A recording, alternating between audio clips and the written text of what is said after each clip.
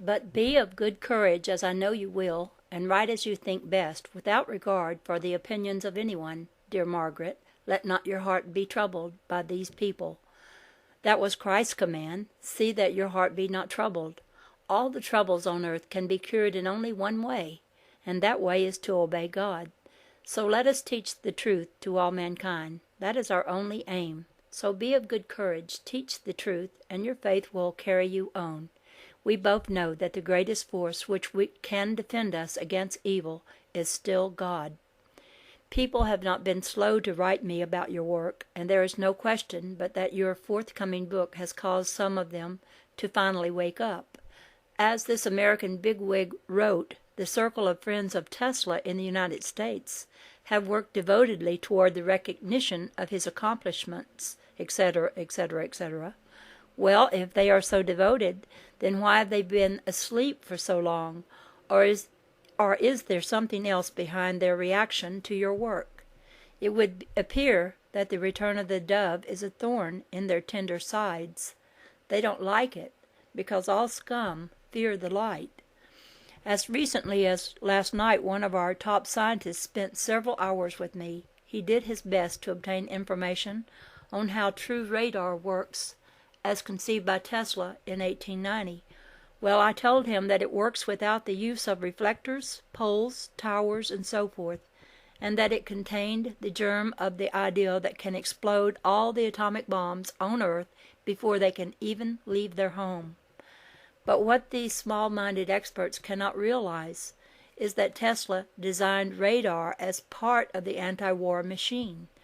What the Americans are trying to do is to copy the Tesla system, of course, with no credit to him, but to use only the radar part for a defense against attack. If they used the entire anti-war machine, attack would be impossible, and the world disarmament would become an immediate and permanent fact. This was known in 1935, when Tesla offered the anti-war machine to various governments. The heads of the Allied governments then in power knew these facts and understood them. There was no excuse whatever for the Second World War. There is still no excuse for what is going on today. For these facts are still known among the great experts, but they are carefully concealed from the taxpayers, the little people who pay the bills for wars. A working model of the anti-war machine will cost about $2 million, and it will include genuine radar, not the stuff the experts are fooling around with. Look what a mess they have made of it, trying to copy something from Tesla by stealing a part of his work, instead of adopting the anti-war machine outright. Millions are being spent on microwave towers for the so-called distant early warning DEW lines, when, according to Tesla, not one pole, reflector, or tower is needed. This is utter waste. Even before the line was completed, even while it was still being designed, it was known that it would not be effective. Now the daily newspapers are coming out with a hint of the truth in headlines. Radar defense is full of holes. The whole thing is just another busted bubble, with millions of dollars wasted. That is why I will follow Tesla's instructions to the end. We certainly do not want any of these fine experts messing around with the anti-war machine. I had several letters from Tesla during his last days, and as the information he sent me was confidential, I intend to keep it that way.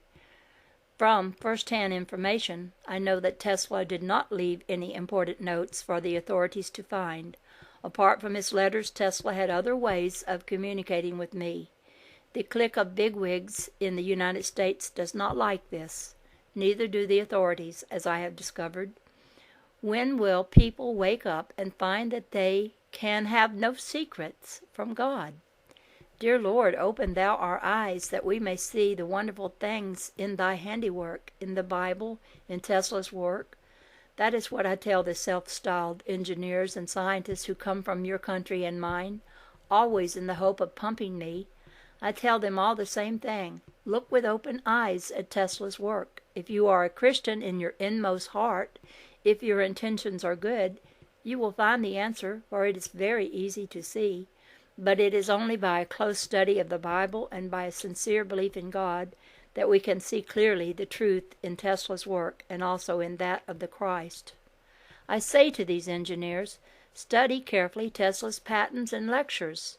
Note the simple way in which he talks. Study carefully the words of Jesus. Note the simple way in which he talks. You engineers have failed to discover the secret of one important thing, and there are many others. You are looking for the narrow radio beam less than 1 degree. Only Tesla knew how to make it. It is clearly stated in his lectures, yet the engineers cannot find it. I could build Tesla's anti-war machine at any time and could blow up all the atomic and H-bombs in the world. But of what use would that be?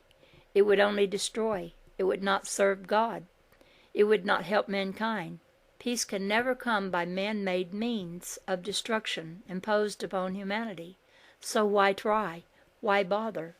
Peace can come only from the hearts of the people when their hearts are untroubled, when they really want to obey God and carry out His commands. The anti-war machine can be installed only when the people want it in their hearts.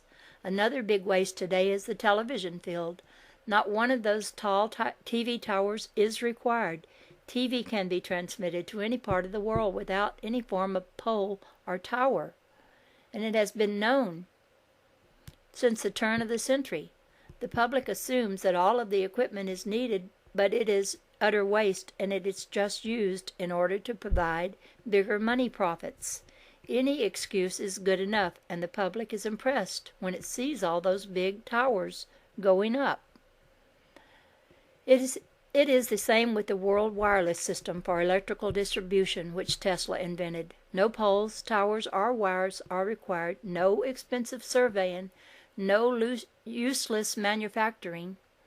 The Tesla anti-war machine follows the same principle. It requires no poles, no lines, or large reflectors mounted on towers. Neither does it require any army to maintain it. It does provide positive protection for any coastline or national border. It is not in any sense a fence. The whole thing depends upon the peaks, which are, of course, invisible to the human eye. All electric currents of whatever frequency pass in the earth and can be made to peak or bounce up above the earth at regular measured distances. So far as the Sputniks and other orbiting devices are concerned, these could not be designed to drop destruction on us from above if the Tesla anti-war machine was functioning. In addition to the protecting wall of light, the machine can also be built with a ceiling.